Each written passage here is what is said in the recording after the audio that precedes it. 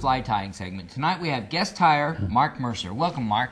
Thanks for inviting me, Willie. Well, it's nice to get you here after all these years. We've tried and we finally made it. Well, I'm excited to tie some flies for you. Tonight we're going to tie 2 flies. What are they going to be, Mark? I'm going to tie a spider that's good for the local cutthroat trout, and a small shrimp pattern that's good for the resident coho. Awesome. Well, why don't we get started? Okay. What do we got going here? I've got a short shank stainless steel mustad saltwater hook.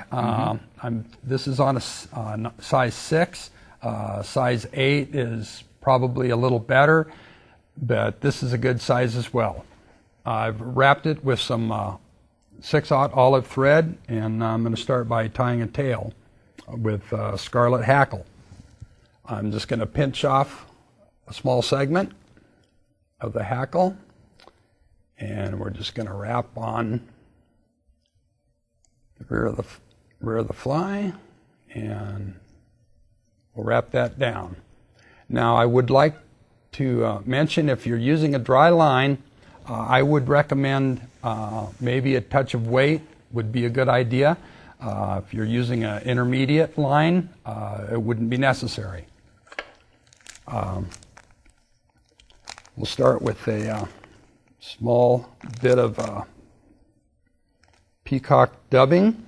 And what kind of dubbing is that? This is pseudo seal dubbing. And what are you doing here? I'm going to make a dubbing loop, and that's what we're going to make the body with. I make a small loop, wrap forward, put a dubbing loop spinner on it. I'll take the dubbing and roll it in my hand to kind of give it the shape that I'd like. We'll slide it in between the threads of the dubbing loop that we've made. And we just give it a spin, and we let it spin up. Yeah, I like using a dubbing loop. It's a very effective way to make a buggy-looking body. It's good for many, many trout flies and a lot of flies. We'll just wrap a nice little thin body of that. We don't want to crowd the eye. We'll come up, tie that off. We'll trim it. And if I don't cut the thread, we'll be doing I'm good. Real good at that. Oh, I think everybody's done that plenty of times. Now we're going to use some olive dyed mallard flank. And to prepare this, I'm going to tear off the fuzz at the base of it. And what I'm going to do is I'm going to take my thumbnail and I'm going to flatten the stem. And sometimes it breaks off, but that's okay. We'll just... Now, why are you flattening the stem? The stem on most hackles is oval. And because we're wrapping it, the direction we're wrapping it, we want to flatten that stem so it will have a tendency to wrap in the direction that we want it to. I'm going to have to...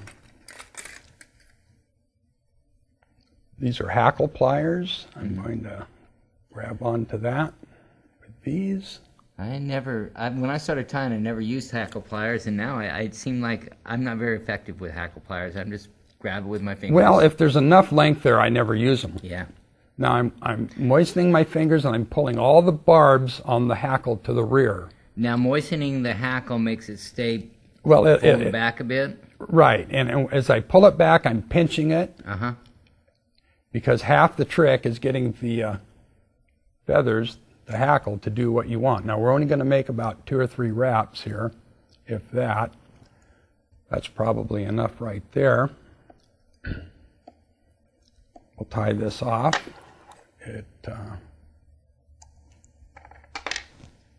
Trim that, and actually we probably got a few more.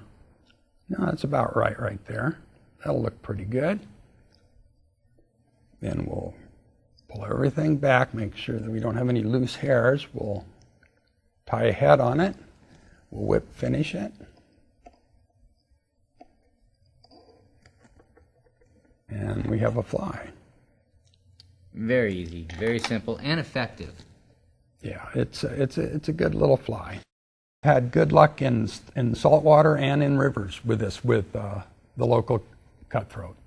Well, we're going to go to a fishing clip, and when we come back, we're going to tie the second fly.